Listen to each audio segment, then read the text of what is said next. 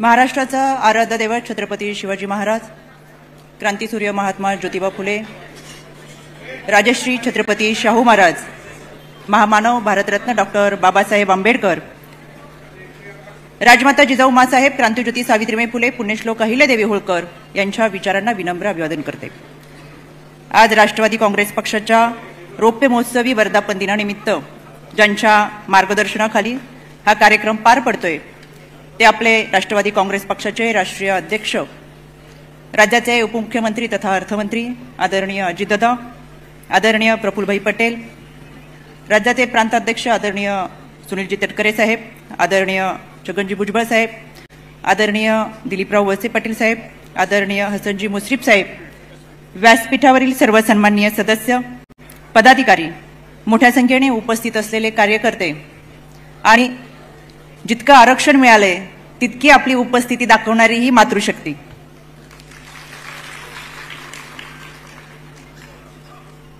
राष्ट्रवादी काँग्रेस पक्षाच्या या रौप्य महोत्सवी वर्धापन दिनाच्या आपणा सर्वांना मनपूर्वक शुभेच्छा।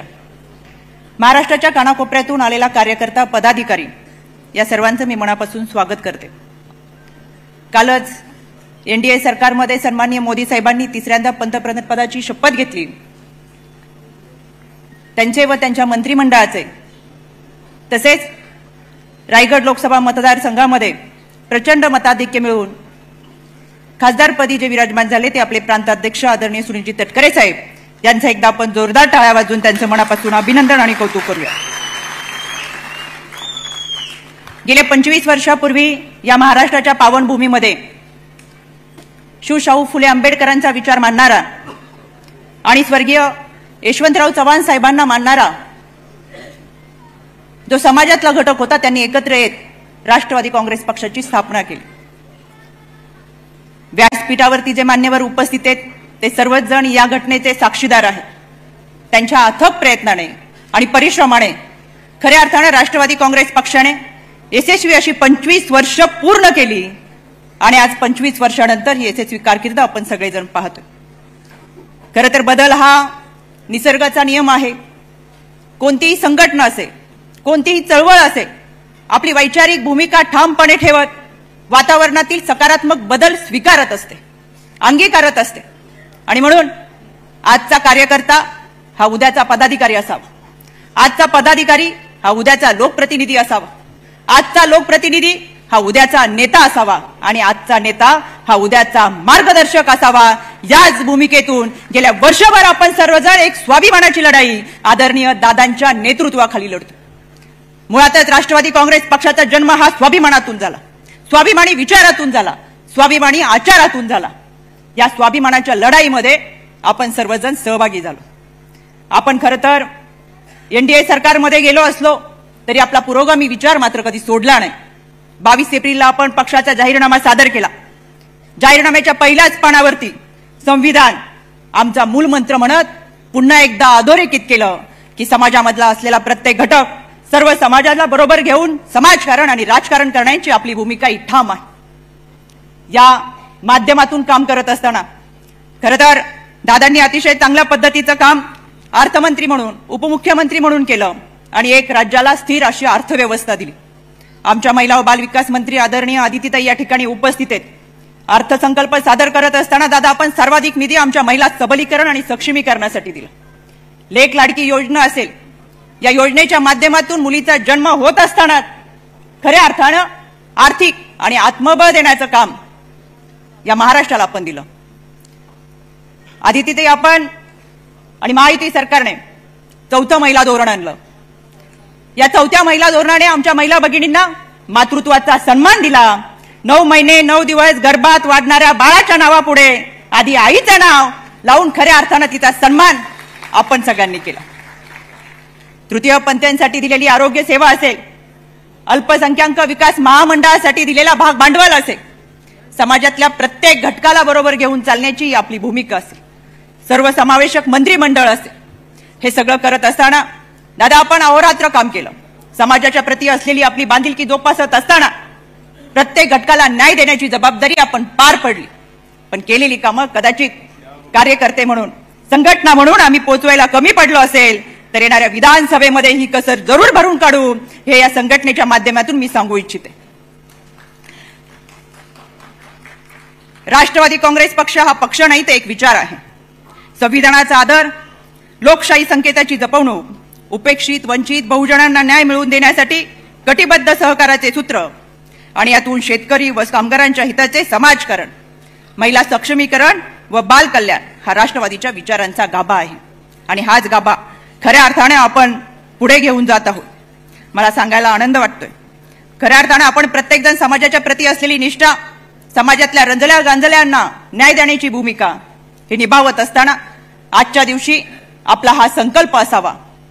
येणाऱ्या कालावधीमध्ये समाजातल्या प्रत्येक घटकांपर्यंत पोहोचत असताना आता ही धुरा आपल्या खांद्यावरती घेऊयात आणि समाजाची सामाजिक बांधिलकीची जाणीव, त्यांच्याप्रती असलेली निष्ठा निभावण्याची जबाबदारी आपल्या सगळ्यांची आहे. हा आजचा आपला वर्धापन दिनाचा संकल्प असावा. निवडणुकीमधील अपेक्षित यश नसेल मिळेल, पण या यशावरून प्रगतीचा आलेख ठरणार नाही. कारण समाजातल्या घटकांसाठी ज्या काही योजना आहेत, समाजातल्या घटकांची जी काही मागणी होती, त्यांच्या ज्या काही अडचणी होत्या त्या सोडवण्यासाठी खऱ्या अर्थानं केलेली तरतूद असेल आणि त्यांना दिलेली न्यायाची भूमिका असेल आणि यामुळे त्यांच्या चेहऱ्यावरचं हास्य असेल तर हेच आमचं यश आहे. आणि ते दादा आपण आपल्या मंत्रिमंडळाने ते मिळवलेलं आहे असं मला ठामपणाने वाटतं. या निवडणुकीमध्ये निवडणूक विकासाच्या मुद्द्यावर लढली गेली असती तर आमच्या उरलेल्या तिन्ही सुद्धा जागा निवडून आल्या असत्या, पण निवडणूक भावनिकतेकडे घेऊन गेलात म्हणून कदाचित आम्ही थांबलो असेल. येणाऱ्या कालावधीमध्ये आपल्या सगळ्यांची जबाबदारी आहे की आपल्या माध्यमातून जी कामं केली गेलेत, आपल्या माध्यमातून ज्या योजना राबवल्या गेल्यात त्या आपल्याला समाजापर्यंत पोहोचवायच्या. आणि म्हणून मला असं वाटतं की मृग नक्षत्रातल्या या पावसाची सुरुवात झालेली आहे. या पावसामुळे आजूबाजूच्या वातावरणातली दुसरता आता स्पष्ट दिसायला लागली आहे. आणि म्हणून आम्हाला सुद्धा आता आमची स्पष्टता कळतीये, दूरवरचा रस्ता दिसतोय. लोकसभेला झालेलं नुकसान आम्ही विधानसभेला भरून काढू, हा आमचा आजचा संकल्प निश्चितपणाने आम्ही या निमित्तानं करू. आणि आम्ही इथं या ठिकाणी बसलेला प्रत्येक कार्यकर्ता त्याच्या खांद्यावरती जबाबदारी घेईल. समाजातल्या शेवटच्या घटकापर्यंत पोहोचत असताना राज्याच्या माध्यमातून, संघटनेच्या माध्यमातून, दादांच्या माध्यमातून, मंत्रिमंडळाच्या माध्यमातून जी काही कामं होती ती शेवटच्या घटकापर्यंत पोहोचवत असताना खऱ्या अर्थानं प्रत्येकाला न्याय देऊन येणाऱ्या विधानसभेला जोमाने आम्ही तयारी करू, हा आजचा आमचा संकल्पच खऱ्या अर्थानं वर्धापन दिनाच्या निमित्तानं करतोय असं मला वाटतं. निसर्गाची हिरवाई आणि या ठिकाणी उपस्थित असलेली हिरवाईमधली ही मातृत्व शक्ती, खरं तर हिरवा रंग हा मातृत्व शक्तीचं प्रतीक आहे. दादा, ही मातृशक्ती तुमच्या सोबत कायम आहे आणि असेल हा विश्वास या निमित्तानं मी व्यक्त करते. कारण संकल्प आणि सिद्धी यामधील दरी प्रामाणिकपणे काम करणाऱ्या माणसाला सहज पार करता येते. सिद्धीत गेलेली कामं ही संकल्पित कामांना आव्हान करतात आणि आव्हान पेलण्याची ताकद या सगळ्यांमध्ये आहे. आम्ही तुमच्या सोबत सदैव असू हा विश्वास या निमित्तानं देते. या निवडणुकीच्या दरम्यान दादा, विरोधकांमध्ये असलेल्यांनी ज्यांनी स्वतःला दादा म्हणून घेतलं अशा काहींनी महिलांवरती अतिशय अश्लाघ्य आणि अश्लील भाषेमध्ये टीका टिप्पणी केली, पोस्ट केल्या, कमेंट केल्या. खरं तर हा कोणता पुरुषार्थ तो आम्हाला समजला नाही. एक ट्रोल आर्मी उभी करण्यात आली. मी जेव्हा माझ्या ओळखीच्या एका माणसाचं माझ्यावरचं स्वतःचं ट्विट पाहिलं, अतिशय लाजिरवाणी अशी भाषा होती. मी स्वतः फोन केला की तुम्ही माझ्या घरी 4 वेळा जेवण करून गेलात. इतकं आपलं जवळचं नातं असताना, इतकं चांगल्या पद्धतीचं वातावरण आपल्यामध्ये असताना इतक्या खालच्या पातळीला जाऊन तुम्ही टीका करता. तर त्यांनी सांगितलं तुमच्यावर टीका करण्याचे आम्हाला पैसे मिळतात आणि तुमच्यावर टीका केली म्हणून आमचं घर चालतंय. याच्यावरून विचार करण्यासारखी गोष्ट आहे की ही ट्रोल आर्मी उभी करून महिलांवरती टीका करणारा हा विचार कोणता. आम्ही कधी आमची मर्यादा सोडली नाही. कायद्याच्या चौकटीतून आम्ही न्याय मागण्याची भाषा जरूर करू, पण या सगळ्या गोष्टींची उत्तर आम्ही विधानसभेला मात्र जरूर देऊ. ही ताकद आमच्या सगळ्यांमध्ये आहे. या निमित्तानं मला आवर्जून गुरु ठाकूरांचं एक वाक्य आठवतं. वर्ष निसटले चोर पावली, उरले होऊन तारीख केवळ. वर्ष निसटले चोर पावली, उरले होऊन तारीख केवळ. संकल्पांचे नवे धुमारे, पुन्हा झटकतील सारी मरगळ. चुकले त्याला अनुभव म्हणू, चुकले त्याला अनुभव म्हणू, हुकले त्याला हसून टाळू. डाव तोच पण मांडू नव्यानं, जोवर शिल्लक मुठीत वाळू. धन्यवाद. जय हिंद, जय महाराष्ट्र, जय राष्ट्रवादी. धन्यवाद ताई. यानंतर आपण आत्ताच पाहिलं रुपाली चाकणकर यांनी या ठिकाणी भाषण केलेलं आहे आणि अशाच प्रकारचे नवनवीन व्हिडिओ पाहण्यासाठी तुमच्या व्हायरल इंडियाला नक्की सबस्क्राईब करा. व्हिडिओ जर आवडला असेल तर लाईक करा. तुमची जे काही मत आहे ते खाली कमेंट बॉक्स ओपन आहे, ते तुम्ही व्यक्त करू शकता. धन्यवाद. जय हिंद, जय महाराष्ट्र.